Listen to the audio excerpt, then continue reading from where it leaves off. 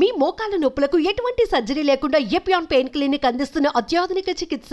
Janasena party అధినేత AP deputy CM Pawan కళ్యాణ్కు కేంద్రం నుంచి ఇక ఎన్ఎస్జీ కమాండోస్ ద్వారా భారీ భద్రతను ఏర్పాటు చేసేటువంటి అవకాశం ఉంది. ప్రస్తుతం ఆ దిశగా కూడా నిర్ణయం తీసుకునేటట్టుగా మనకు కనిపిస్తుంది. ఎందుకంటే ఇప్పటికే పవన్ కళ్యాణ్కు ముప్పు పొంచి ఉంది అనేటువంటి నిఘా వర్గాల నుంచి కూడా సమాచారం అందుతుంది. అయితే తాజాగా నిన్న ఒక వ్యక్తి కూడా పవన్ కళ్యాణ్ శాఖకు సంబంధించి డిప్యూటీ సీఎం పేషీకి ఫోన్ చేయడం, అక్కడ అధికారులకు నేరుగా ఫోన్ చేసి పవన్ కళ్యాణ్ని చంపేస్తానంటూ కూడా ఫోన్ చేసి బెదిరించినటువంటి పరిస్థితి. అదేవిధంగా కొన్ని అసభ్యకరంగా మెసేజెస్ కూడా పెట్టినటువంటి పరిస్థితి. అయితే పోలీసుల విచారణలో ఆ వ్యక్తి నెల్లూరులో ఉన్నటువంటి ఒక ప్రాంతంలో నివాసం ఉంటున్నాడు. అతను మధ్యాహ్నానికి బానిసై ఈ విధంగా కాల్ చేశారని చెప్తున్నారు. అయితే నిజంగానే అతను ఒక ఆకతాయి పనిగా ఈ విధంగా చేశాడా, లేదంటే ఇతని వెనక ఎవరన్నా విద్రోహ శక్తులు ఎవరన్నా ప్రత్యర్థులు ఎవరన్నా ఉండే అవకాశం ఉందనేటువంటి కోణంలో కూడా పోలీసులు దర్యాప్తు చేస్తున్నారు. అయితే గతంలో కూడా పవన్ కళ్యాణ్ స్వయంగా చెప్పడం జరిగింది. అంటే ఆయన వారాహి యాత్రలో వెళ్తున్న సమయంలో అంతకుముందు కూడా కొంతమంది వ్యక్తులు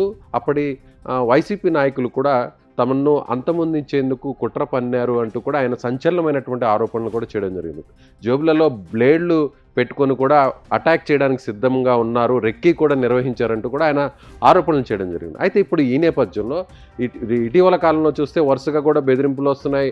గతంలో కూడా అటాక్ చేయడానికి ప్రయత్నించారని నేరుగా పవన్ కళ్యాణ్ చెప్పడంతో, అందులో ఇప్పుడు ఆయన ఏపీ డిప్యూటీ సీఎంగా ఉండడం, ముఖ్యంగా ఎన్డీఏలో కూడా చాలా కీలకమైనటువంటి నాయకుడిగా ఉండడంతో పవన్ కళ్యాణ్కి ఇప్పుడు భద్రతను పెంచాల్సినటువంటి ఆవశ్యకత అయితే ప్రస్తుతం అయితే ఏర్పడుతుంది. ఎందుకంటే పవన్ కళ్యాణ్ ఇప్పుడు ఆయన ఏపీ డిప్యూటీ సీఎంఏ కాదు, ముఖ్యంగా ఎన్డీఏలో కీలకమైన నేతగా ఉన్నారు. ఆయన ఇటీవల కూడా మహారాష్ట్రలో కూడా ప్రచారం నిర్వహించినటువంటి పరిస్థితి.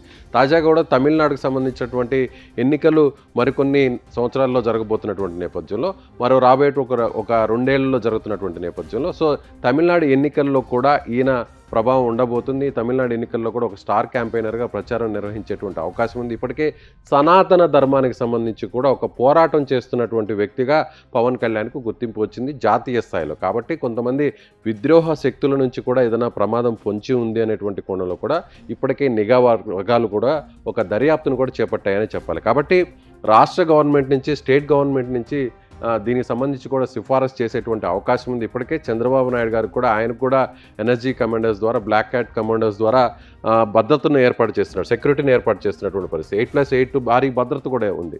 అదే స్థాయిలో ఇప్పుడు స్టేట్ గవర్నమెంట్ కూడా పవన్ కళ్యాణ్ కూడా సో ఇలాంటి సెక్యూరిటీ ఇవ్వాలి, ఎన్ఎస్జీ కమాండోస్ ద్వారా సెక్యూరిటీ ఇవ్వాలి అనేటువంటి ఒక సిఫారసు చేసేటువంటి అవకాశం ఉన్నటువంటి పరిస్థితులు చాలా స్పష్టంగా కనిపిస్తున్నాయి. కాబట్టి వెంటనే, అంటే ఈ ప్రపోజల్ కేంద్రానికి వెళ్ళిన వెంటనే కేంద్రం కూడా వెంటనే గ్రీన్ సిగ్నల్ ఇచ్చే అవకాశం ఉంది. ఎందుకంటే పవన్ కళ్యాణ్ చరిష్మా ప్రత్యేకంగా చెప్పాల్సిన అవసరం లేదు. కేంద్రంలో కూడా ఆయన ఎంతటి ముఖ్యమైనటువంటి నాయకుడో ప్రత్యేకంగా చెప్పాల్సిన పని లేదు. కాబట్టి ఇక మీదట పవన్ కళ్యాణ్ ఇలా బ్లాక్ క్యాట్ కమాండోస్ మధ్య పవన్ కళ్యాణ్ కనిపించబోతున్నారు.